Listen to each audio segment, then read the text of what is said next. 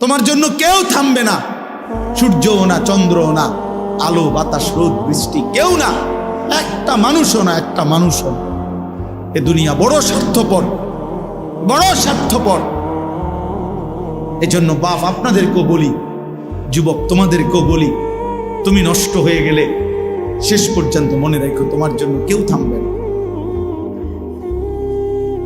আপনাদেরকে বলি বাবা, স্ত্রী সন্তানের জন্য যদি আপনি হারাম উপার্জন করে জীবনটা শেষ করছেন, কোনোদিন পাবেনও নাই। সুদের টাকা, কিস্তির টাকা, হারামের টাকা, ওজনে কম দেওয়া, ধোকাবাজি, প্রতারণা করা উপার্জন করা দরকার ছিল না। আমনের কলজার মধ্যে শয়তানে বসায় দিছে যে বউ বাচ্চার লাগে এগুলা করতেছ, করো না রে বাপ, খোদার কসম এরা মনে রাখবে না, এরা মনে রাখবে না, এরা কোনোদিন বলবে না, এরা মনে রাখবে। দুপুরবেলা জানাজা হইছে, আসরের পরে জানাজা হইছে, কানছে 2 ঘন্টা 4 ঘন্টা, জি পুত নাতি নাতনি স্ত্রী সন্তান। ওই দিনকেই এশার নামাজের পরে দেখা যাবে এরা সবাই পাশের বাড়ির থেকে ভাত তরকারি রান্ধে আনছে, এরা খানা খাইতেছে, এরা গোশত খায়, মাছ খায়, ডাল খায়, সবই খাইতেছে। এরা না কানছে অনেক, ওই কানছে আর কি। এই জন্য আমি নিজেকে বরবাদ করে, আমার কবর, আমার আখিরাতকে নষ্ট করে আমি আমার স্ত্রী সন্তানকে হারাম খাওয়াইতে হবে, খোদার কসম এটা কোনো মুমিন করতে পারে, কোনো মুমিন করতে পারে। আমার ছেলে কোনোদিন 1 ওয়াক্ত ফজরের নামাজ পড়বে না, আর এমন জানোয়ারের জন্য আমি কামাই করুম, কমপক্ষে আমি আনিস এমন বেকুব না। তার লগে আমার আগে বোঝাপড়া করা দরকার। তুই মুসলমানের বাচ্চা কিনা আগে এটা বল, তুই ইমানদারের সন্তান কিনা বল বেটা। যদি তুই মুসলমানের বাচ্চা হস, আমি তোর জন্য মাথার ঘাম পায়ে ফেলে কামাই করমু, আমার এই কষ্টের উপার্জনের কিনা ফ্যান, খাট, পালং, সোফা, ফার্নিচার, বাজার সদাই, আর তুই বেঈমান সারা রাত মোবাইলে নারী দেখবি, ছবি দেখবি, কোনোদিন ফজরের নামাজ পড়বি না, এমন জানোয়ারের জন্যই আমি কামাই করলাম না। এমন হাইওয়ানের জন্য কামাই করতে বলছে কে? যার কপালে সেজদা নাই অত মানুষ না। এখানে আছে, দেখেন আপনি, আল্লাহ তাআলা বলছে সবচেয়ে নিকৃষ্ট মানুষ সে যে নামাজ নষ্ট করে। ফাখালাফা মিন বাদিহিম খালফুন, প্রত্যেক প্রজন্মের নিকৃষ্ট কারা? আল্লাহ বলেন আদাউস সালাহ, যারা তাদের নামাজকে নষ্ট করে দেয়। এখানে তাফসীরের মধ্যে লিখছে, অর্থ হইল যারা নামাজ ছেড়ে দেয় তারা না, বরং যারা নামাজ পড়ে কিন্তু নষ্ট করে। অর্থ হইল 3টা। 1, যে ব্যক্তি নামাজ পড়ে কিন্তু সবসময় বিলম্ব করে, যথাসময়ে নামাজ পড়ে না। 2, যে নামাজ পড়ে কিন্তু নামাজের ফরজ, ওয়াজিব, রুকু, সেজদা, তাসবিহ এগুলো ঠিক মতো আদায় করে না।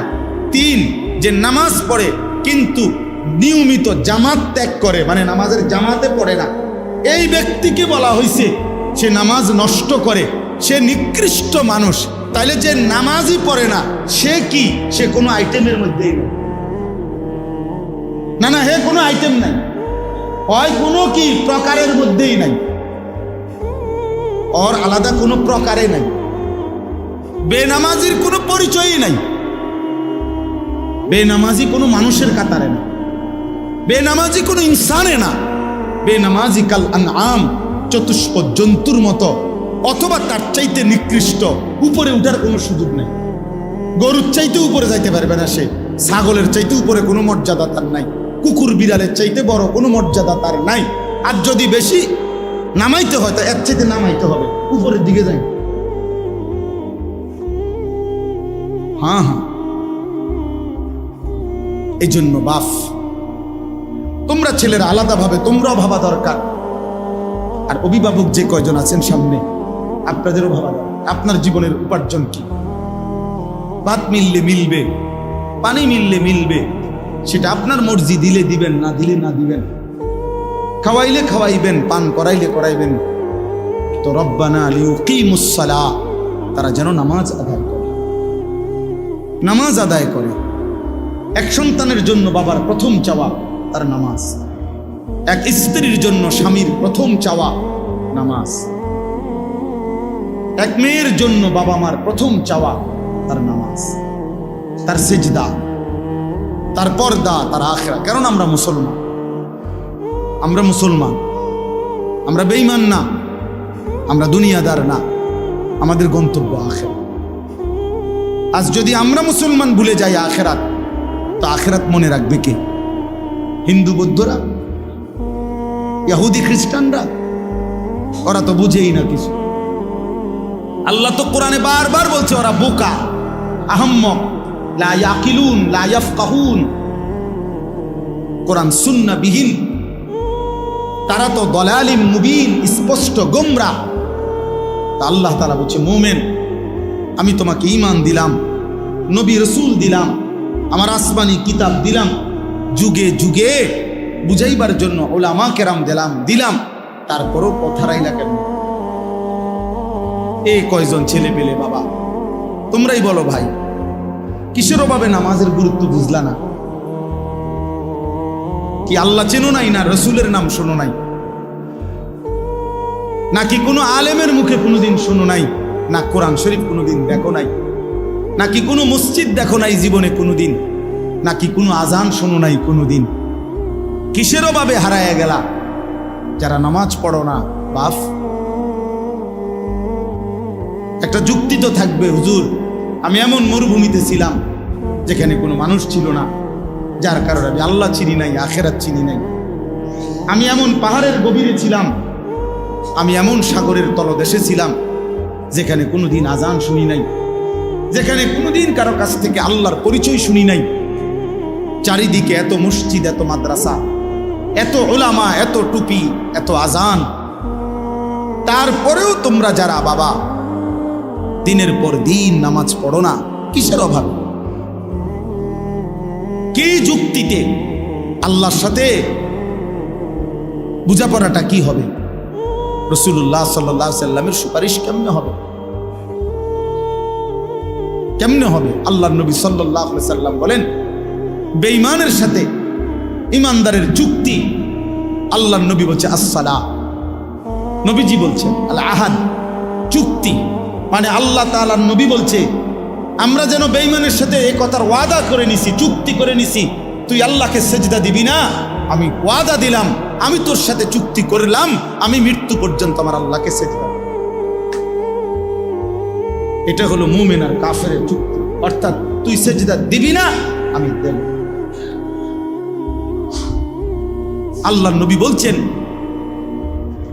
ফারকু বাইনানা ওয়া বাইনাল কুফরি ওয়াশ শিরক, আমাদের ইমানদারের মাঝে আর মুশরিক কাফেরের মাঝে পার্থক্য আসসালাহ, নামাজ। নামাজ, ইমানদার সেজদা দেয়, নামাজ পড়ে, মুশরিক বেঈমান নামাজ পড়েন। নবীজি সাল্লাল্লাহু আলাইহি সাল্লাম বলছে মান তারাকা সালাতাম মুতাআম্মিদান ফাকাদ কাফারা, যে ইচ্ছে করে নামাজ ছেড়ে দিল সে কুফরি করল। খোদার কসম বাপ, তো রাসূলুল্লাহ সাল্লাল্লাহু আলাইহি সাল্লামের হাদিস। তুমি যদি দুই চার শব্দ পড়ালেখা করে কিছু বুঝো, আমরা তো পড়ালেখা করছি, আমরা বেকুব দেখে নি নামাজ পড়ি, আমরা বোকা দেখে নি হালাল খাইতে চেষ্টা করি, আহম্মক না, পড়ালেখা নাই। আমার তো সার্টিফিকেট আছে অনেকটি, কয়টা সার্টিফিকেট লাগবে? হ্যাঁ, এক পলিথিন সার্টিফিকেট হইব। ওই যে সারা বাংলাদেশে ফার্স্ট হয়েছে আলহামদুলিল্লাহ, সারা বাংলাদেশে 1998 সালে সমগ্র বাংলাদেশে 1 নম্বর হয়েছে। আমার অনেক সার্টিফিকেট আছে, এটি কই আছে কইতে পারি না, তুই রাখছি। অর্থ হইল তার বোকা না, সেজদাওয়ালা কি বোকা চাচা? ওরা কি ভাবছে, ওরা কি ভাবছে? শয়তান দুশ্মন ওদেরকে একটা চুলের মধ্যে লাগায় রাখছে, যে সারাদিন চুল ফিরাইবা এভাবে, এতে সালাম, এদের একটা কাম দিছে, শুধু চুলেটারে ফিরাইবা, চুলের উপরে 3 মাসের ডিজাইন বদলাইবা, চুলের উপরে কমপক্ষে 500 টাকা চুলের সেলুনে খরচ করবা। কারণ একেবারে স্পষ্ট কথা মনে রাখবেন, ছেলে বাবা মনে রাখো, চুলের উপরে ব্যস্ত থাকা, চুল নিয়ে, চুলের সৌন্দর্য, চুলের মধ্যে রূপচর্চা, চুল নিয়ে ব্যস্ত থাকা, এটা নারীর স্বভাব। এই জন্য এই পৃথিবীতে নারীর চুলের জন্য হাজারো আইটেমের তেল প্রসাধনী আছে। নারীর সৌন্দর্য তার চুলে, এজন্য নারী তার চুল সুন্দর রাখা, লম্বা করা, চুলের উপরে, সৌন্দর্যের উপরে বহু ফিকির করে। এজন্য যেই সমস্ত ছেলে এই চুল নিয়ে ব্যস্ত, তোর মধ্যে মূলত পৌরুষ নাই, নারীর স্বভাব তোর উপরে গালেব, এই জন্য তোর মধ্যে এই মানসিক। পুরুষ যেটারে বলে ওটা তুই হারায় ফেলছ। যারা তাদের মনের চাহিদার অনুসরণ করে, এই প্রিয় যুবক কিশোর বাবা, বুঝতে শেখো বাপ, নিজের হাতে নিজেরে তুলে নিও না বাবা। এই পৃথিবীতে মানুষের বাচ্চার, গরু ছাগলের বাচ্চা এক না। গরু ছাগলের বাচ্চা এটা নিজের মতো চললে কোনো অসুবিধা হয় না, যার কারণে 2 বাজার পরে গাভী বিক্রি করে দেয়, বাচ্চা এমনি বড় হয়ে যায়। বাছুর অসুবিধা হয় না, কারণ দুধ খানার মাসালা, ঘাস খানার মাসালা, আর তেমন কিছু নাই। কিছু দুধ খাবে আর ঘাস টাস খাবে, দৌড়াদৌড়ি করবে। এই গাভীর বাচ্চার এর দূরে মূল বিষয়। কিন্তু মুসলমানের বাচ্চা, মানুষের বাচ্চা এটা না ভাইয়া। মানুষের বাচ্চার ইমান, ইসলাম, আখলাক, লেনদেন, আদব, আচরণ সব কিছু সুন্দর করা, ওই আলোকে জীবন গড়া, কবর ঠিক রাখা, হাসরের ময়দান আখেরাত ঠিক করা, এটা পুরা একটা জিম্মাদারি। এই জন্য আল্লাহ তাআলা একটা বাচ্চাকে লাওয়ারিশ দেয় নাই। মাথার উপরে তার মা, বাবা, দাদা, দাদি, নানা, নানি, বড় ভাই, বড় বোন, চাচা, মামা, ফুফা, খালু, এত অভিভাবক দিয়ে আল্লাহ তাআলা তার মাথার উপরে রাখছেন যেন সে উত্তম আখলাক নিয়ে জিন্দেগি গঠন করতে পারে। এটা লাওয়ারিশ না, লাওয়ারিশ না। এজন্য প্রিয় ভাই আমার, আল্লাহ বলছে ওয়াত্তাবাউশ শাহওয়াত, যে তার মনের চাহিদার অনুসরণ করে, তার মনে যা চায় তা। কিসের আল্লাহ, কিসের রসুল, কিসের কোরআন, কিসের কিতাব? হুজুর আমি কিচ্ছু মানি না, আমি মুক্ত, আমি স্বাধীন, আমার মনে যা চায় তা। আমি 3 মাস আগে চুল রাখছি এভাবে, এখন রাখছি এভাবে। আমি একবার পরছি সিপা ফ্যান, আবার পরি ডোলা ফ্যান। আমার যা মন চায় তাই। আমি মন চাইলে দাঁড়াইয়া পেশাব করি, মন চাইলে বসে পেশাব করি, মন চাইলে হাঁটতে হাঁটতে পেশাব করি। না রে ভাইয়া, এটা মুসলমানের জিন্দেগি, এটা মানুষের জীবন না, এটা মুমিনের জীবন না বন্ধু। নিজের হাতে যে নিজেকে তুলে নেয় সে শয়তান, সে শয়তান, ইবলিস। এজন্য ইবলিসের অপরাধের নাম কি? আনা আনা আনা আনা শব্দের অর্থ হলো আমি। কোরআন শরীফে আছে, আল্লাহ তাআলা জিজ্ঞেস করছে সেজদা দিলি না কেন ইবলিসকে? বলছে আনা খায়রুম মিনহু, আমি তার চেয়ে উত্তম। আল্লাহ বলছে কি বললি? আমার সামনে বললি আমি আল্লাহর সামনে? যা ফখরুজ, বের হ অহংকারী, আজকের থেকে কিয়ামত পর্যন্ত তোর উপরে আল্লাহর লানত। যা। সেই যে তাড়ায় দিল, আর কোনোদিন ফিরতে পারছে?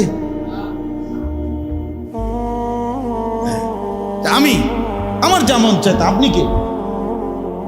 হুজুর আপনার সমস্যা কি? আমি তো অনেক সময় বলি, অনেক ছেলেপেলে আছে না এমন, তারা একটু ভালো কথা বললে হ্যাঁ আপনার সমস্যা কি? তারা আরে বেটা বেউকুফ, আমার কি সমস্যা? তোরে না সমস্যা বেটা, আমার সমস্যার জন্য তো আমি বলছি না, তোর সমস্যা। তোর এই নারী ছবি, অশ্লীল দৃশ্য, বেনামাজি জিন্দেগি, ফজরের নামাজ না পড়া এই জীবন তোমারে জাহান্নামের আগুনে ফেলে দিবে। আমি তোমারে মায়া কইরা ধাউ ধাউ আগুন থেকে বাঁচাইতে চাই, এই জন্য ডাকছি। তোমার সমস্যা আমার হবে কেন? সমস্যা তোমার। নবীজি সাল্লাল্লাহু আলাইহি সাল্লামের হাদিসে আছে, নবীজি বলছে আমি চেয়েছি আমার একটা একটা উম্মত কোমরে জড়াইয়া ধরে হলেও জাহান্নামের আগুন থেকে বাঁচাইতে। সর্বশেষ কথা, ফাসাউফা ইয়ালকাউনা গাইয়া, আল্লাহ বলে এই 2টি মন্দ অভ্যাস যারা তাদের নামাজ নষ্ট করে, মনের ইচ্ছা মতো চলে, তারা নিকৃষ্ট প্রজন্ম, মন্দ উত্তরসূরি। আমি আল্লাহ তাদেরকে জাহান্নামের সবচেয়ে নিকৃষ্ট গর্ত গাই, এই গাই নামক গর্তের মধ্যে ছুঁড়ে মারে। পুরা জাহান্নামের মধ্যে সবচেয়ে নিকৃষ্ট একটি আযাবে, সবচেয়ে ভয়ঙ্কর একটা গর্তের নাম হলো গাই। তাফসীরে আছে। আশ্চর্য কথা হলো, নবীজি বলছে এই জাহান্নামের ওই গুহাটা এতটা ভয়ঙ্কর, জাহান্নামের বাকি অংশ আল্লাহর কাছে পানাহ চায় যে আল্লাহ, আমি জাহান্নামকেও ওই গর্তে ফেলিয়ে দেব।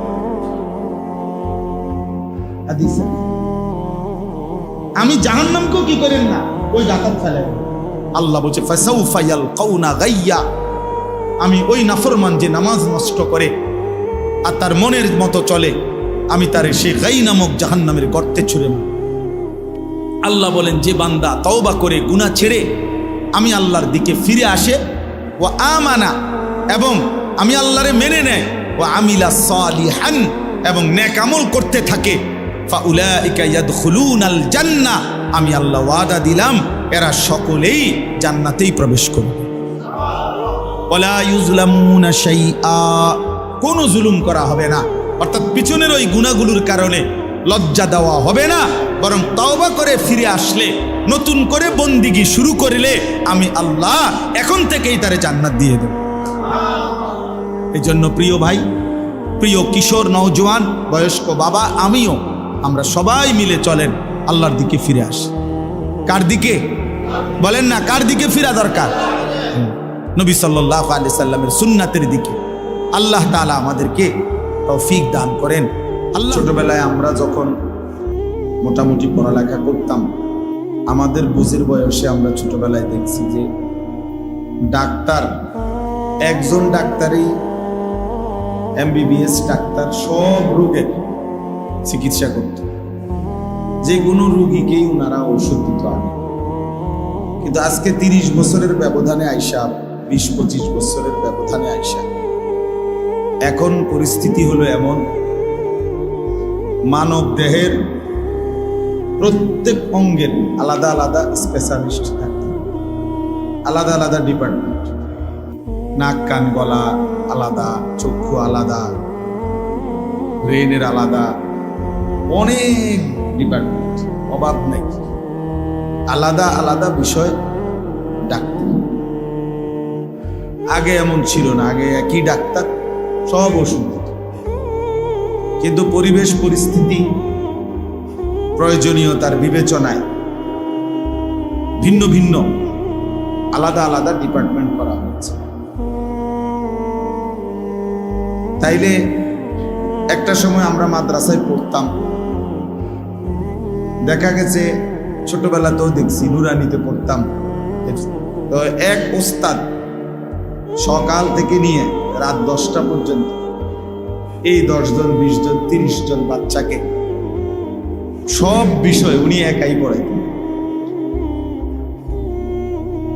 সময়ের প্রয়োজনে এখন বিষয় ভিত্তিক আলাদা আলাদা শিক্ষক ভিন্ন ভিন্ন রাখা আছে। তাইলে পরিবেশ পরিস্থিতি প্রয়োজন বিবেচনায় একই বিষয়কে অনেক সময় ভাগ করা হয়, কাজটা যেন বেশি হয়, প্রয়োজন যেন বেশি পূরণ হয়। আমাদের দেশে আলহামদুলিল্লাহ একটা সময় এলাকা 10 গ্রাম 5 গ্রাম মিলে